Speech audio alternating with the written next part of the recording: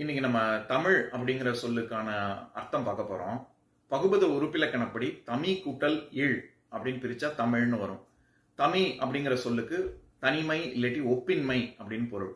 ஈகை அப்படிங்கிற அதிகாரத்துல திருக்குறள்ல இரத்தலின் இன்னாது மன்ற நிரப்பியர் தாமே தமியர் உணல் அப்படின்னு சொல்லியிருப்பார் திருவள்ளுவர். அந்த இடத்துல தமியர் அப்படின்னா யாருக்கும் கொடுக்காம தான் மட்டுமே வைத்துக்கொண்டு சாப்பிடுவது அப்படிங்கிற பொருள்ல வருது.